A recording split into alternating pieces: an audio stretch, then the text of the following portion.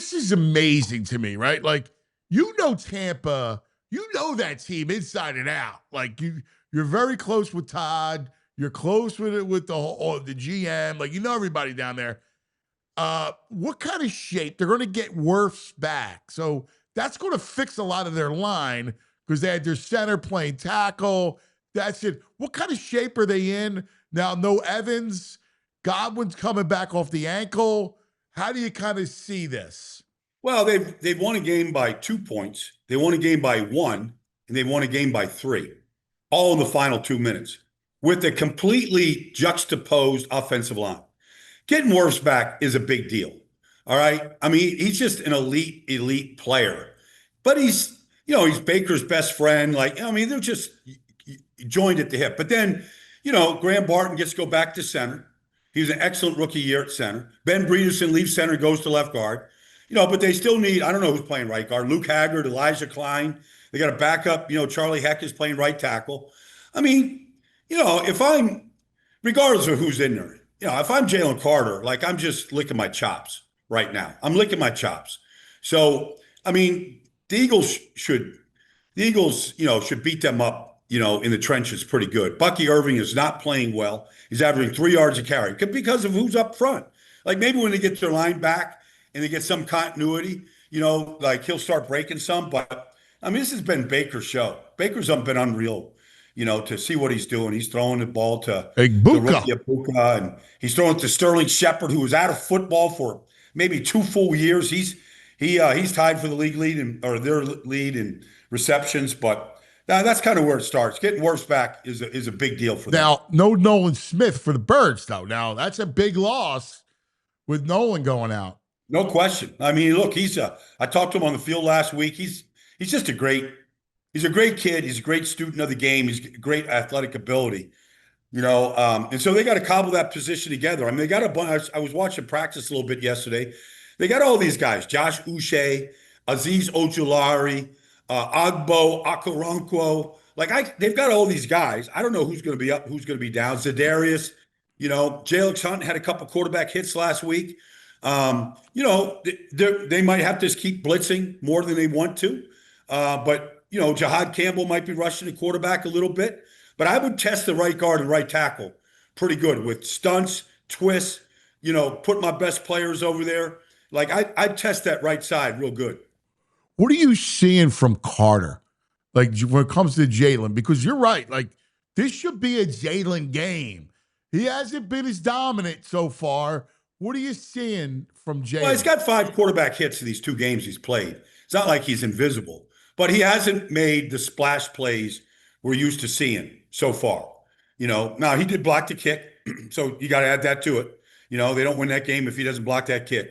So, that you got to add that to it. But I feel like there was a conditioning thing a little bit early in the year. He had some injuries, so he missed a lot of time. And so I think he's playing himself back into the kind of condition.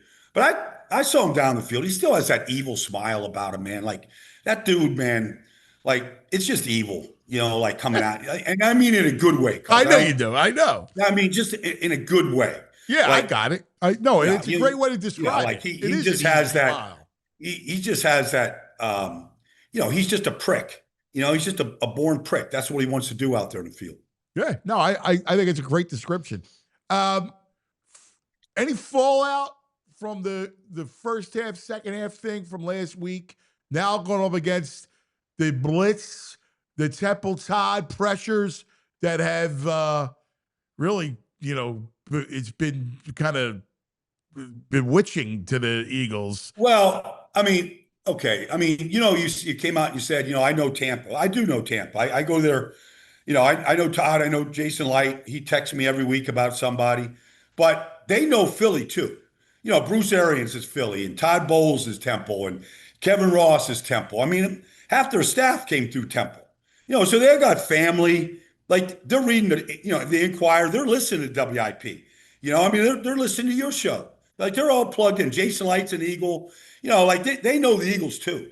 And Todd feels like he knows Jaylen. Like, he feels like he knows what can get him. Last week against the Jets and Tyrod Taylor, they ran the same freaking weak side overload blitz 6 times. I put it out there. And they got a sack fumble, they got an interception out of it.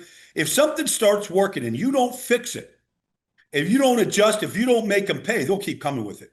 Or some version of it. It was either Jacob Parrish, the rookie out of Kansas State, who's a really good player, probably their best defensive player right now, or it was Antoine Winfield. So it was one of those two guys coming through the B gap. Like they're going to test the Eagles' protection. Now it looks like Lane. Hopefully, we back out there. That'll help a lot. And they'll get some continuity up there. But they're going to see, and it's not just third downs. Like they'll blitz to stop the run. They'll blitz to stop Saquon. Like they've got blitzes for every occasion. Listen, I don't know. Do you look at it this way? They're 3-0. Whether they should be 2-1 or 1-2, whatever you want to look at it, they're 3-0. So you look at this game, you come out of it. If you lose, nothing shakes you. You still kind of know who you are, right? Like you know the Eagles are among the elites. Do you feel that way? Is that because that's kind of how I look at it? You do, except that exactly the same thing you just talked to with Mike, and exactly how you came on the air with me is Tampa's got your number. And if you see each other in the playoffs, that's so you can eliminate that by going down there in the heat. In Florida Heat, I'm here right now. The Florida Heat is real. Like I don't care what. Don't tell me about being tough. It's nonsense. Florida Heat is different than any other place. Like you practice in that stuff. There's a reason why they practice indoors a lot down in Tampa because it just drains you. It just drains you, and sometimes you just in pregame warmup if you're not careful. Like I was on the field last week against the Rams. It was a gorgeous day. No humidity, 75. It was perfect football. You could go down there, have a full warm-up, be just fine. You do that in Tampa on Sunday, you might be gassed by time kickoff comes. Yeah, the worst, I think I was at camp in Swanee, Georgia, and I remember going, this is the worst heat. And it's the same thing in Tampa, Florida. Like when it's August in Swanee and it's 100 degrees and the humidity is 98% and the air feels like paste going down. Well, it's soup. It's just soup. You're breathing in thick soup. Like I was down there at 6:30 at the ocean this morning and it was, it's going to be hot and humid here. And it's going to be the same thing on Sunday. And I've been down there. Like I was there when whoever that kicker was in Tampa beat the Eagles in the final field goal back in 2006 or something like that. Like Andy was out there, like Donovan was dying. They were all dying. And it kicked their ass that day. The Heat kicked their ass. They got beat by Tampa. But there's no excuses. But still, you have to prepare for it. You have to know that you can't give yourself the same pregame warm-up that Stout takes his guys with. Like you gotta pace yourself before that game.